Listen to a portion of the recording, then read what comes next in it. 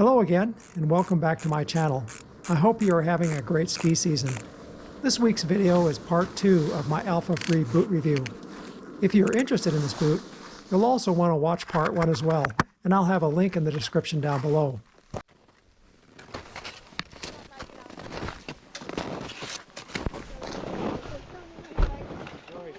How's the skiing?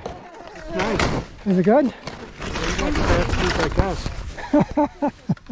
Well, so far I've been pretty impressed with these Alfa Free boots. They do offer an awful lot of lateral support. And in one of my previous videos I talked about the limited forward motion. Well, that's compensated somewhat by the bend of the boot. But I found it's quite easy to tighten these things up, to tighten this upper bore when you need extra support. And then if you want some little more flexibility, you just pop it open and lean a little bit forward and snap it shut. And it gives you lots of flex. And at first I thought, well, that's going to be a real pain.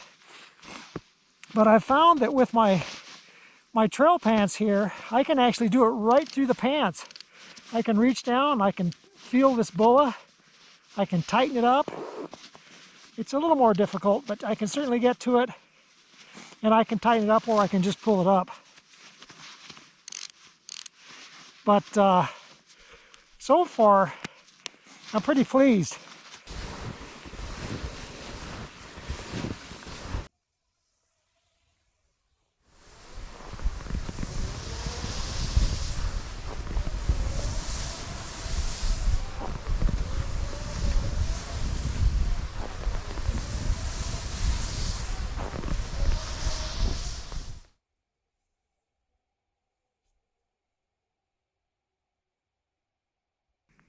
So I'm at an interesting crossroads right now, trying to determine whether or not these new Alfa Free boots with the Xplore Binding is an adequate replacement for my 75mm leather boots and a volet binding. And my initial impressions after 4 or 5 skis are, yes, I think they are.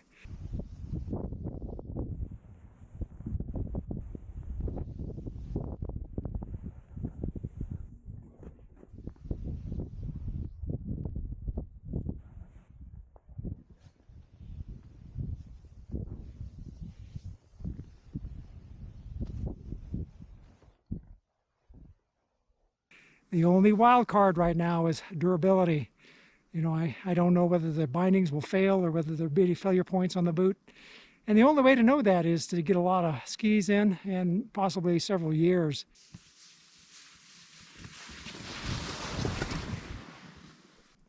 One of the things that I'm worried about is if for some reason or another these boots fail, you know, the connection point between the boots and the binding, and I'm in the backcountry like I am today where it would be almost impossible to post hole back out.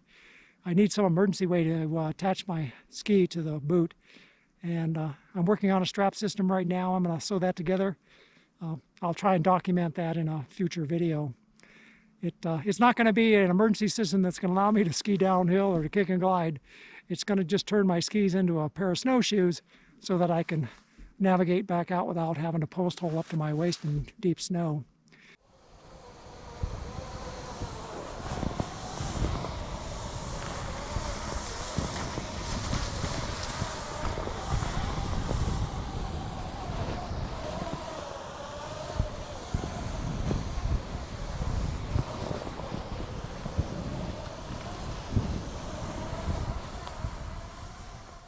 The feel with these new boots and the bindings are very similar to 75mm. The boots offer a little bit better control than my Greenlands.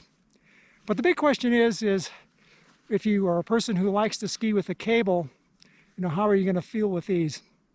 And if you rely on a cable an awful lot, I'm going to say, well, you know, it's going to be different. You're going to have to learn to ski without the cable. But I'm really curious whether the hard flexor is going to solve that issue for some. That hard flexor may just be enough to keep that heel down on the ski more, offer you a little bit of resistance to the forward movement that maybe it'll take the place of a cable. And I'll tell you, if that's the case, if the hard flexor gives you the same kind of performance as a leather boot with a cable, then these things are going to be a huge improvement because it'll be a lot easier to change them out. It'll be a lot easier to ski with them, and they'll be a lot lighter in weight. So I have to wait until somebody gets those in stock, and I definitely want to try the hard flexor. In my first look video, one of my initial concerns was where the flex in this toe was going to hit my toes. My feet are a little unusual that I've got a lot of toe curl. I often have problems if the flex in the boot hits my toes wrong. And now that I've got about 30 miles on these boots, I don't think it's going to be an issue for me. And I suspect most people with normal feet aren't going to have that problem.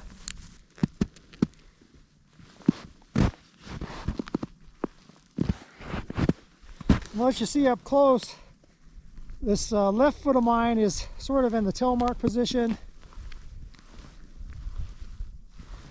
So far, I haven't had a whole lot of pinch problems.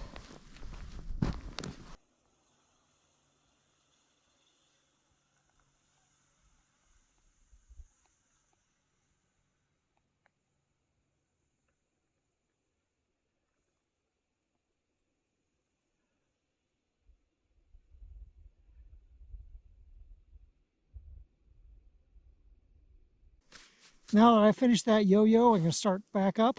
I'm going to loosen these boots and make it a little bit easier to climb up. For me, it's real easy. All I have to do is pop this boa open and lean forward and shut it.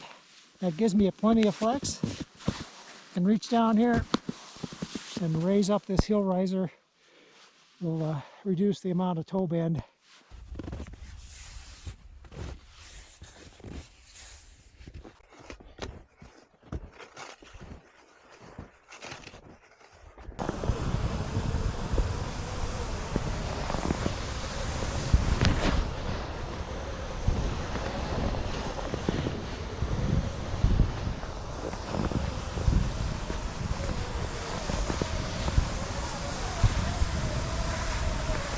It was really nice today.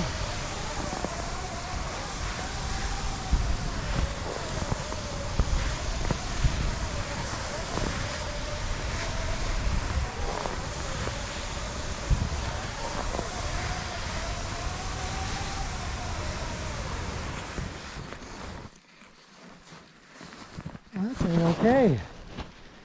We have some really nice conditions today.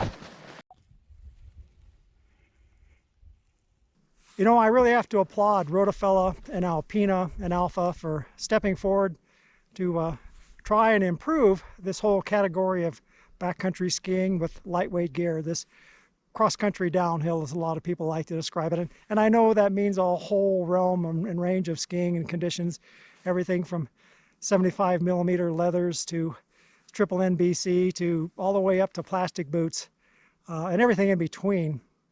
And a lot of people are wondering, well, how does this fit into all that? You know, is it gonna replace any of those systems? No, I don't think it's going to replace any of those systems. You know, if you're really competent in skiing the system that you have, maybe there's not a whole lot of reason to jump ship at this point. But you know, if you just happen to be in the market for a new set of skis and your boots are worn out, you want some new boots, or maybe you just want a boot that has a little more support, you want to up your game from what you're currently skiing, I think this is really a good option. These new Alfa boots are really out of the box from anything that I've skied in the past. And I think they kind of bridge that gap between the stiff leather boots and maybe the softer plastic boots, the lower plastic boots in particular. And I think for some really good skiers, they might even do the same job that a Scarpa T4 would do, especially if you ski a low-cut plastic boot without a cable or a hard wire. Will this replace the 75 millimeter? Oh, absolutely not. There's just too many people that love that system. Too many people ski it really well, and there's something to be said for nostalgia. Well, that's about it for this week's video. I hope you've enjoyed it. If you have, be sure to give me a thumbs up. So until next time, be safe and be kind. I hope to see you out on the trail sometime.